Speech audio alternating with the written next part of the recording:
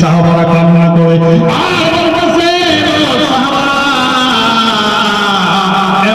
কোনদিন আওয়াজ শুনতে পারে নাই, নবীজি কোনদিন লম্বা আওয়াজ করে নাই। আজকে নবীজি রাহমাতুল আলামিন লম্বা আওয়াজ কেন ধরার কারণ আছে সাহাবারা বুঝতে পারলেন। আল্লাহর নবী সেইটাই আখির ওয়াজ ছিল, সেইটাই নবীর জন্মের মাঝে, সেইটাই নবীর জীবনের মাঝে লাশ ছিল রাহমাতুল আলামিন। পুনরায় আওয়াজ করতে পারে নাই, সেইটাই নবীজির জন্য সাহাবা কেরামদের জন্য লাশ আসিয়ত নবীজি বলে গেছেন।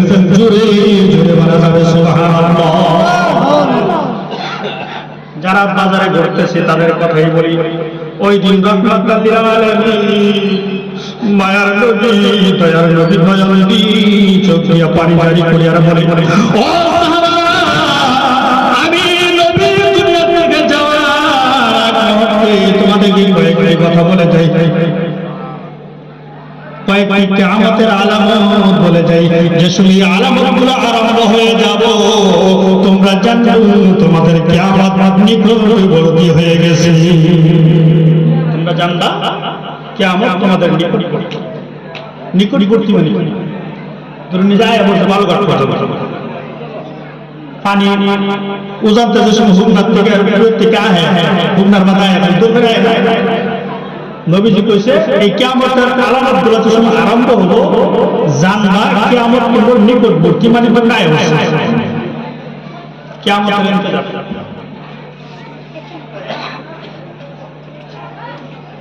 এই জন্য রাহমাতুল আলামিন সেই দিন বলেছিলেন, আমি তোমাদেরকে কয়েকটি কিয়ামতের আলামত বলি, সেই সময় যদি বস্তুগুলি আরম্ভ হয়ে যায় তোমরা জানবে না কিয়ামত তোমাদের নিকটবর্তী। আল্লাহ বলেন মানুষ এরকম হয়ে যাবে, নিজের মা বাবাকে মহব্বত করবে না, ভালোবাসবে না, মহব্বত করবে না, মা বাবা ঘরে শুয়ে থাকবে, স্ত্রীর শ্বশুর বাড়ির মানুষের সাথে মহব্বত ভালোবাসা প্রেম দেখাইবে, মহব্বত করা গাইবে, বন্ধুর সাথে ভালোবাসা করবে, তোদের বাবার দিকে লক্ষ্য করবে না মানুষ। বেমার হইয়া না খাইয়ে রাত কাটাইয়া দিতে আছে বন্ধু, লোকের মগলি যাবো করে করে খাওয়াইতে আছে, মার সাথে কানেকশন থাকবে না, সন্তানের বাবার সাথে কানেকশন থাকবে না, তোদের বাবা সন্তানের সামনে দিয়ে করবে, সন্তান বাবার সাথে কথা বলবে না, জানা কিয়ামত নিকটবর্তী। এখন আপনারা আমি বলি কিয়ামত এই বস্তুটাই বেমারটা আমাদের দেশের মধ্যে হয়েছে কিনা?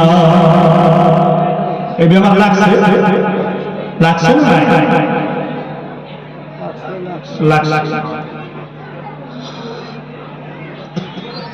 আল্লাহর নবী সাল্লাল্লাহু আলাইহি ওয়াসাল্লাম বাবাজি সেই দিন বলে গেছেন, বাবাজি আল্লাহর নবী মায়ার নবী বলছেন এমন একটা সময় আসবে গো তোমাদের সমাজের নেতা খাতাগুলি, যেই নেতাগুলি তোমরা ইজ্জত করো নাই, সম্মান করো নাই, এমন একটা সময় আসবে গো অশিক্ষিত মানুষ সমাজের লিডার হয়ে যাবে। বর্তমান দেখা যায়, বর্তমান যুগে দেখা যায় অশিক্ষিত মানুষ সমাজের লিডার হয়ে গেছে, ঠিক কিনা? আরম্ভ হয়ে গেছে, বেশি দূর নাই, মাছ মারে জীবন ধরা খাইছে, অনানে চেয়ারের মধ্যে ফ্যাঙ্কের উপরে ঠেকতে মানুষের সঙ্গে কথা বলে হ্যাঁ ম্যাম দরকার হয়েছে, কথা ঠিক না? নবীর হাত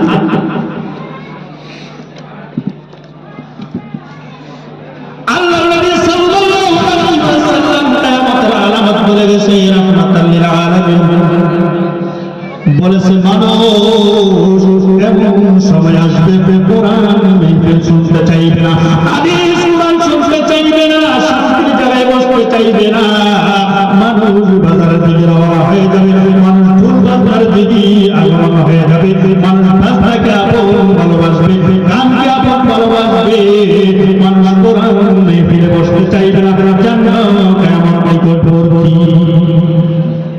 বাদ্য বেশি হয়েছে না বর্তমানে, অহংকলি কলিয়ার গ্রামের কাছে বলো বাদ্য আলোচনা যাই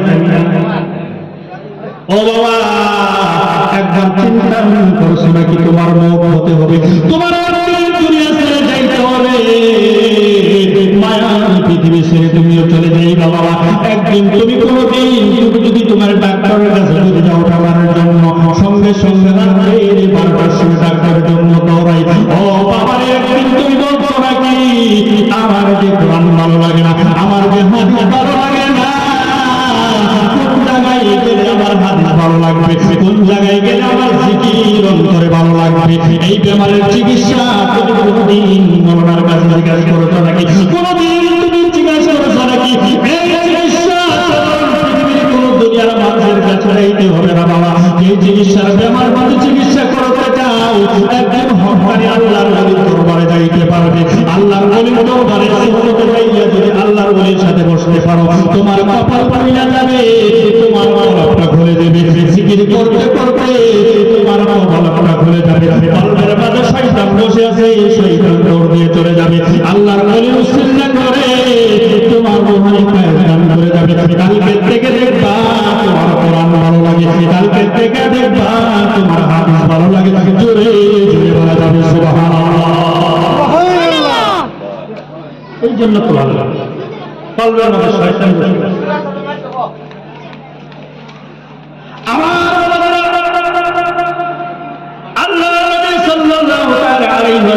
মসজিদে নববীর মধ্যে দাঁড়ানো, জোরে জোরে বলা যাবে সুবহানাল্লাহ।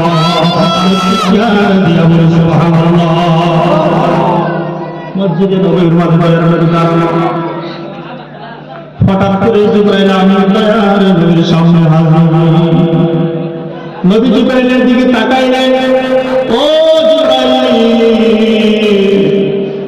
তুমি কোথায় থেকে ফট করে আমার সামনে হাই হাই হইলা?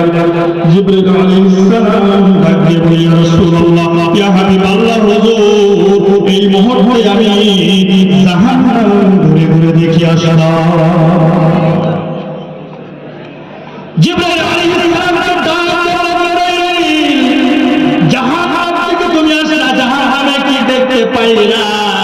জিবরাইল আলাইহিস সালাম বলতেছেন, ইয়া রাসূলুল্লাহ, ইয়া হাবিবাল্লাহ, আমি জাহান্নামে হযরত দাউদ আলাইহিস সালামের উম্মতকে দেখতে পারলাম জাহান্নামে, আমি ঈসা আলাইহিস সালামের উম্মতকে দেখতে পাইলাম, মুসা আলাইহিস সালামের উম্মতকে দেখতে পাইলাম, আমার আপনার নবী বলতেছে আরো কি দেখতে পাইলাম, আর সমস্ত নবীর উম্মতকে আমি জাহান্নামে দেখতে পারলাম। যখন আপনার আমার মায়ের নবীর কথা বলে জিবরাইল আলাইহিস সালাম ডাক দিয়ে বলে, জিবরাইল দয়ার নবী সাল্লাল্লাহু আলাইহি ওয়াসাল্লাম বলে, ও জিবরাইল, তুমি আমার উম্মতকে জাহান্নামে দেখছো? জিবরাইল কথা বলতে বলেছে, নবীর সাথে কথা বলে না। জিবরাইল আলাইহিস সালাম চুপ করে আছে, কথা বলে না। আল্লাহর নবী জিবরাইলের দিকে তাকাইয়া বলে, জিবরাইল, প্রত্যেক নবীর উম্মতকে তুমি জাহান্নামে দেখলা, যখন আমি নবীর উম্মতের এই কথা বলা হলো, তুমি কেন কথা বন্ধ করে দিয়েছো, কেন কথা বলো না? জিবরাইল আলাইহিস সালাম, রাসূলুল্লাহ, ইয়া হাবিবাল্লাহ, আমি সব নবীর উম্মতের কথা বলছি, আমার মনে কষ্ট নাই, কিন্তু আমি জানি আপনার উম্মতকে আপনি নিজের জানের থেকেও ভালোবাসেন, আপনার অন্তর দিয়ে আপনার উম্মতকে ভালোবাসেন। আমি যদি আপনার উম্মতের কথা যদি বলে দেই, আপনার মন নষ্ট হয়ে যাবে, আপনার চেহারা কালো হয়ে যাবে, আপনার চোখে পানি লাগবে। আমি জিবরাইল কথা বলতে পারি না, আপনার মন খুশি করতে চাই, আপনার চোখের মাঝে আমি পানি দেখতে চাই না। জিবরাইল আলাইহিস সালাম, তুমি বলো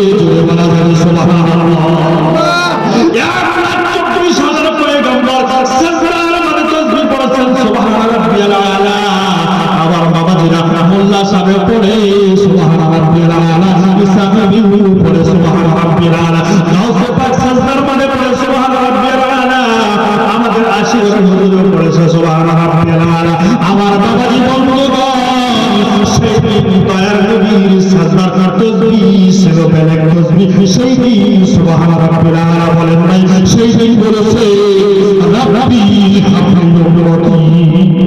জোরে জোরে বলে যাবে সুবহানাল্লাহ।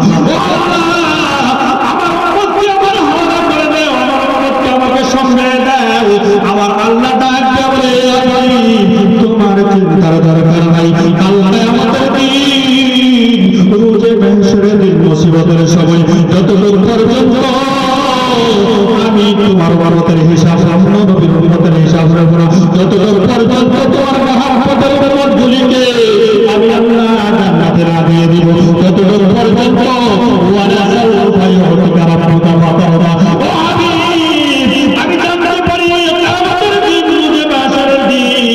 যতদূর পর্যন্ত আপনাকে আমি শান্তি না করতে পারবো ততদূর পর্যন্ত অন্য নবীর হিসাব নেব না। ইয়া রাসূলুল্লাহ, ইয়া হাবিবাল্লাহ, আমার মায়ার নবী আপনার চিন্তার দরকার নাই, আমি আল্লাহ হাসরের দিন এত দিব, ওয়ালা সাউফা ইউতিকা রাব্বুকা ফাতারদা। আমি আল্লাহ এত দিব তুমি রাজি হইয়া যাবা। জোরে জোরে বলা যাবে সুবহানাল্লাহ। আল্লাহর নবী সাল্লাল্লাহু আলাইহি ওয়াসাল্লাম সেই দুই সাফারে মাঝে পড়েছিলেন সুবহান রাব্বিয়াল আলা। তামাম মক্কার মদিনার মানুষ দয়ার নবী কোথায় জানি চলে গেছে উম্মতের মায়ায়। মক্কার চলে গেলেন, সাহাবারা কানে কানে কথাগুলি বলতে গেলেন, দয়ার নবীকে বেঈমান কাফেররা নবীকে বুঝি হত্যা করতে দিয়েছে, দয়ার নবীকে মেরে ফেলছে। এই খবর শুনে মদিনার মানুষগুলি দয়ার নবীর জন্য পাগল হয়ে গেছে, করে দিয়েছে, জঙ্গলার হরিণগুলি গাছ খাওয়া বন্ধ করে দিয়েছে। কি শুনতে পারলাম মায়ার নবী বলে নাই, মায়ার নবীকে কাফেররা হত্যা করে দিয়েছে। আমার বাবা রাস্তার মাঝে ভিড় লাইগা গেছে, নবীর সন্ধানে সমস্ত মানুষ বাইরে হয়ে গেছে।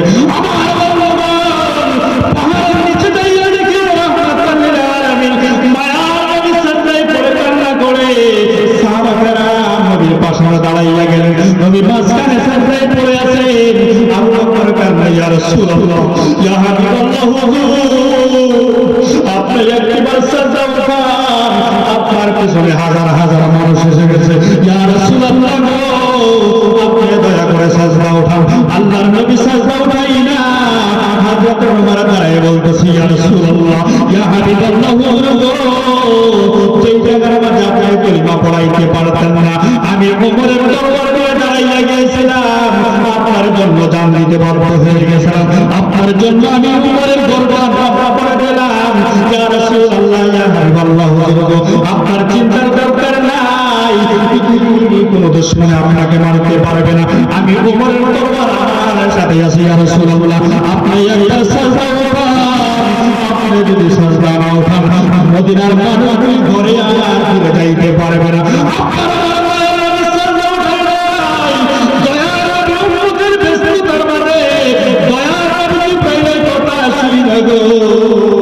নবী কেমন জানি হইয়া গেছে, সাজদায় পড়ে কান্না করতে আছে। আবু বকর কাঁদলে, উমর কাঁদলে, আর কারো কথা শুনতে পারে না। আল্লাহ নবীর সাহাবারা, আল্লাহর নবী একজন মানুষকে বেশি ভালোবাসে, যেমন নাকি দুইটি ভাই হযরত হাসান আর হোসেনকে যদি আনতে পারো, হযরত হাসান হোসেনকে নবী ভালোবাসে। নবী চেহারার মতন হোসেনকে দেখা যায়, নবী দেখা যায় সাথে যায়, হোসেনকে দেখলে নবী দেখার স্বাদ মিটে যায়। হোসেনকে নবী ভালোবাসে, হোসেনকে নবী চুম্বন দিতেন গলার মাঝে, হোসেনকে মুখের মাঝে চুম্বন দিতেন। আমার বাবা জীবন লম্বা হয়ে যাও, আমি সেই দিকে যাব না। হযরত ফাতেমা রাদিয়াল্লাহু তাআলা আনহা এসে হাজির হয়ে গেছেন। হযরত ইমাম হাসান হোসেন দয়ার নবীর সামনে হাজির হয়ে গেছেন, ছোট মানুষ। আল্লাহর নবীর সামনে হাজির হয়ে হযরত হোসেন বলে, নানা তুমি একবার মদিনার দিকে লক্ষ্য করো, তোমার জন্য মদিনার মানুষ পাগল হয়ে গেছে। নবী, নানা গো, আমরা দুইটি ভাই এসে গেছি, নানা আপনি আমাদের দিকে লক্ষ্য করে, আপনি যদি এইভাবে সাজায় পড়ে থাকে মদিনার মানুষ পাগল হইয়া যাবে। মদিনার সন্তানেরা যুদ্ধ বন্ধ করে দিয়েছে,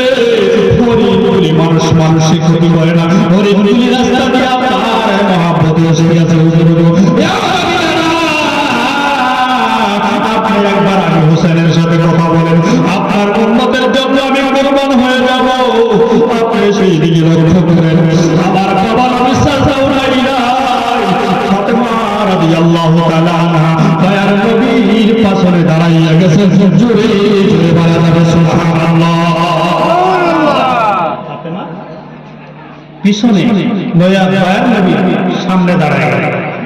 মা তো ফাতেমাকে নবী বহুত ভালোবাসতেন, বহুত মহব্বত করতেন।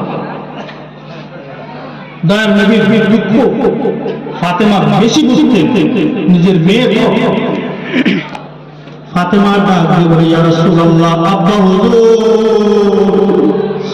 আমি ফাতেমা বুঝে ফেলছি আপনি কেন সাজদায় পড়ে আছেন।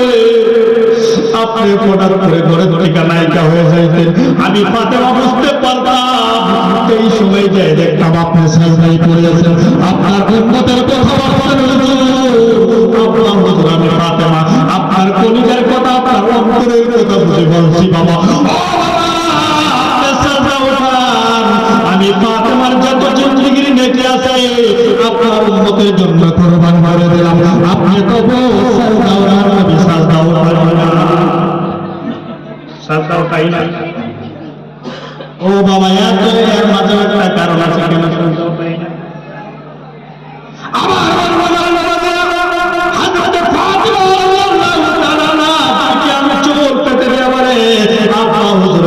আমি মা হইয়া আমার দুইটি সন্তান হাসান হোসেনকে আমি আল্লাহর রাস্তায় কুরবানি করলাম, তো আপনার উম্মত জান্নাতি হয়ে যায়।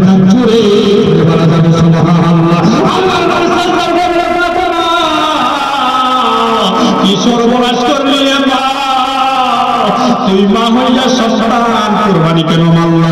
এই কুরবানি আল্লাহ পাক তুমি বলার সঙ্গে সঙ্গে আল্লাহ সঙ্গে সঙ্গে কবুল করছে। জোরে জোরে বলা যাবে সুবহানাল্লাহ। তাই তো হযরতে হাসান দুনিয়া থেকে বিদায় করেছেন, মায়ের দোয়া কবুল হয়েছে। হযরতে হোসেনকে সীমানে গলার মাঝে ছুরি লাগাইয়া দিয়েছে। ভগবান বাবারা আল্লাহর নবীর নানা উম্মতের জন্য, বাবার উম্মতের জন্য সন্তান দুইটি মা হইয়া কোরবানি দিয়েছেন। বাবা আমার বন্ধুগণ বাবাজিরা, আমার নবী বলেছেন আইয়ু আহাদুকুম আতাকুন আহাব্বা বিওয়ালিদিহি ওয়া বানাতিহি ওয়ান নাসি আজমাইন। জোরে জোরে বলা যাবে সুবহানাল্লাহ। যতটুকু পর্যন্ত নিজের মা বাবার থেকে হালে হাওড়ার থেকে নবীকে আপন না করতে পারবা, নবীকে ভালো না বাসতে পারবা, ততটুকু পর্যন্ত তুমি খাঁটি মুমিন হইতে পারবা না, ততটুকু পর্যন্ত তুমি কামিলে মুমিন হইতে পারবা না। এই জন্য আমার আল্লাহ আশিকে রাসূলদের জন্য আল্লাহর জাহান্নামের আগুন হারাম করে দিয়েছে। জোরে জোরে বলা যাবে সুবহানাল্লাহ। আরেকটা হাদিস মনে পড়ে গেছে, বলবো আপনার সামনে, শুনবেন আপনারা?